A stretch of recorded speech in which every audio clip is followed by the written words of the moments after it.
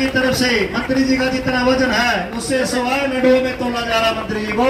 साथियों पर नारा लगा के चौधरी सुल्तान जडोला, चौधरी सुल्तान जडोला, कांग्रेस पार्टी, कांग्रेस पार्टी, सुल्तान सिंह आगे बढ़ो।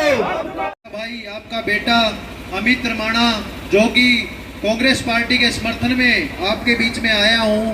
मैं चाहता हूं कांग्रेस की लहर पूरे हरियाणा में छाई हुई है।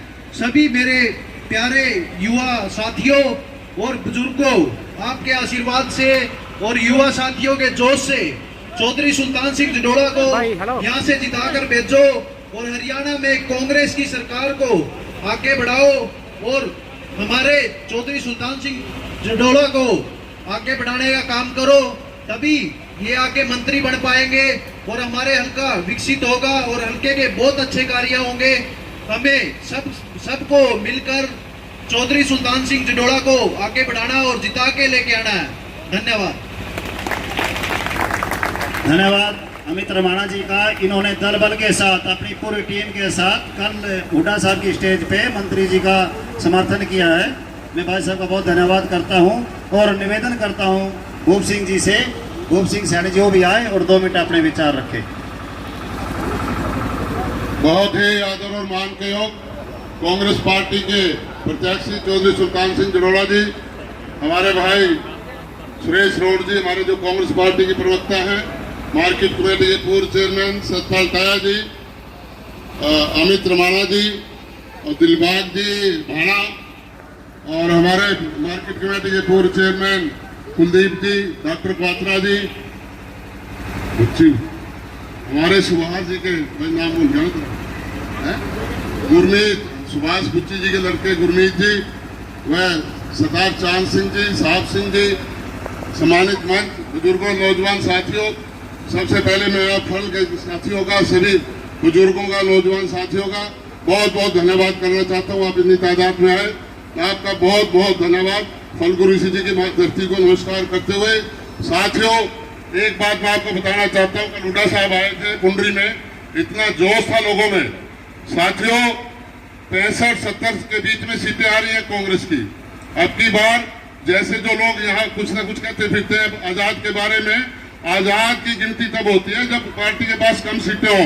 40-42 सीटों तब आजाद की गिनती होती है। अपनी वोट को खराब मत करो। एक एक वोट कांग्रेस के हाथ के निशान पे लगा करके चौधरी सुल्तान सिंह जी को कामयाब करो और आदरणीय भूपेंद्र हुड्डा जी को कामयाब करो, उनको मुख्यमंत्री बनाओ।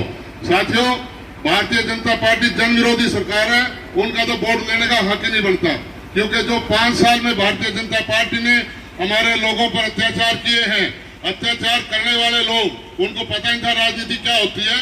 और हमारी प्रदेश की जनता पर, हमारे किसान भाइयों पर 702 किसानों की शहीदी हुई, उसमें एक शब्द नहीं बोल पाए ये लोग। हमारी बहन बेटियों के साथ जब वो पदक लेकर के आती थी, जब वो देश की लड़की होती थी, और जब उनकी कोई डिमांड आई, जब उनको किसी ने परेशान किया, तो उनको 1200 के सीटा गया दिल्ली पुलिस द्वारा वहां उसमें कनाट प्लेस में।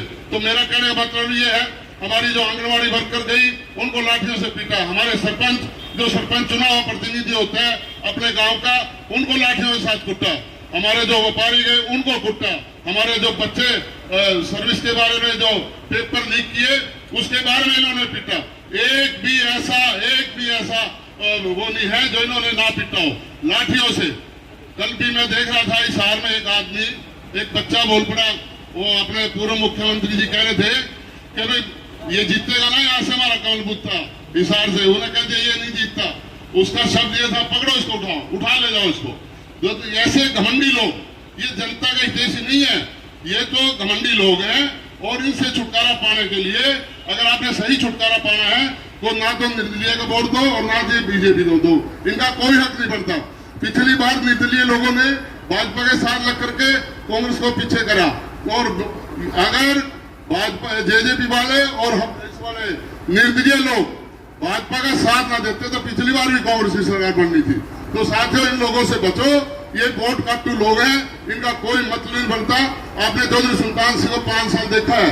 साथियों, एमएलए का हकदार वही है जो 36 बरादरी को साथ लेकर के चले, सभी समाज को साथ लेकर के चले, वही आदमी चुनना चाहिए। जो एक पक्ष की बात करे वो तो सरपंच भी बनने के लायक नहीं होता। तो तो इन्होंने हम 15 दिन से गांव में घूम रहे हैं, ऐसा कोई समाज नहीं, ऐसा कोई गांव नहीं जहां इन्होंने सर्विस ना दी हो बच्चों को, और जहां इन्होंने सार्वजनिक काम ना किए हो। इन्होंने जितनी धर्मशालाएं थी, जिसकी 2 घर भी है जिस कास्ट के, उनकी भी इन्होंने धर्मशाला के लिए ग्रांट दी है। तो ऐसे आदमी का चुनो। अब आके सरकार ने हरियाणा कांग्रेस पार्टी ने एक मैनिफेस्टो जारी किया है, उसमें हमारे ताऊ की भी 6000 पेंशन होगी।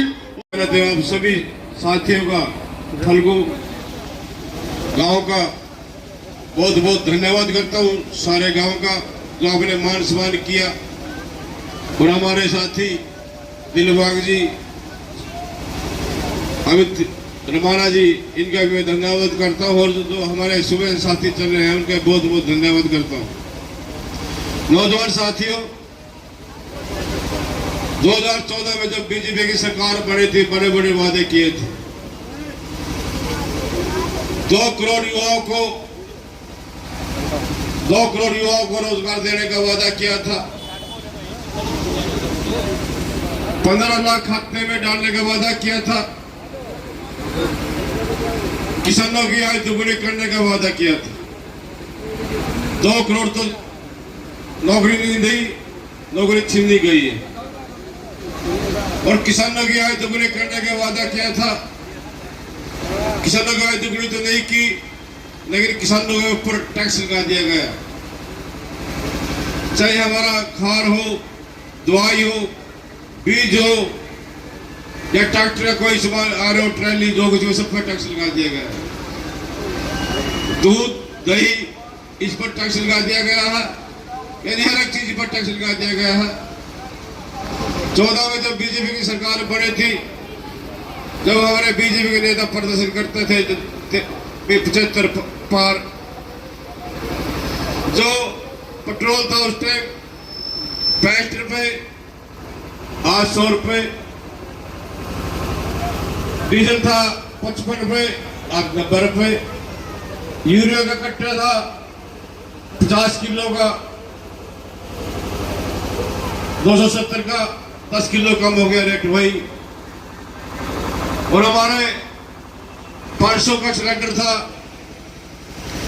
आज 1000 रुपए का।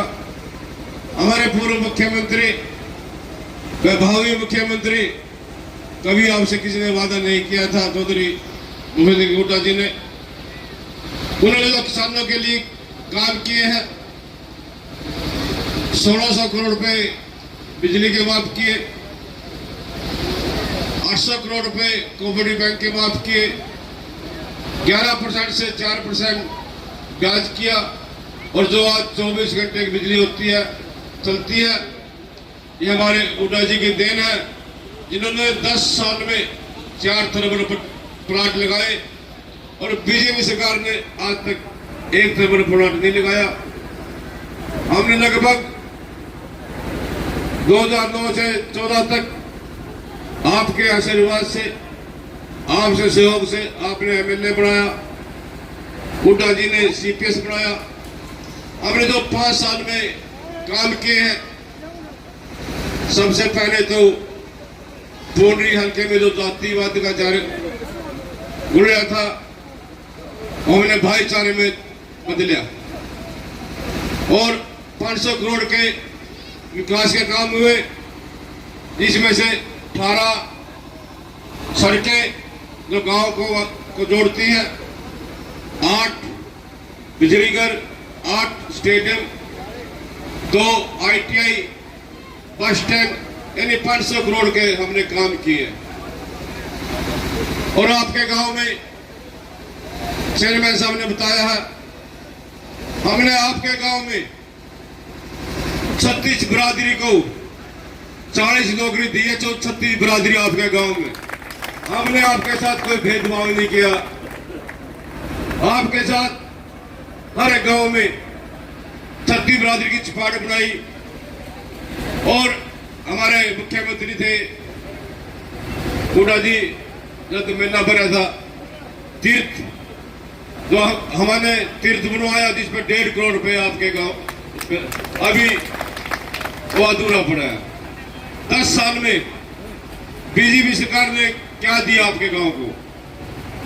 10 साल के बजाय आप 1996 से लेकर अब तक फड़ गांव को क्या मिला? मेरे 5 साल काट 20 में काटिए और 25 साल आपको क्या मिला? हमने आपको रोजगार दिया, विकास के काम किए, इसलिए मैं आपसे हाथ जोड़कर फल्गु तीर्थ पर खड़े होकर आपसे हाथ जोड़कर मैं आप वोट मांगने की अपील करता हूं। आज पूरे हुड्डा जी की लहर चल रही है, इसलिए मैं आपसे हाथ जोड़कर माफी मांगता हूं। अगर कोई मेरे आपसे भाई से आपके बेटे से कोई गलती हो गई हो, फल निवासियों से हाथ जोड़कर आपसे माफी चाहता हूं। 75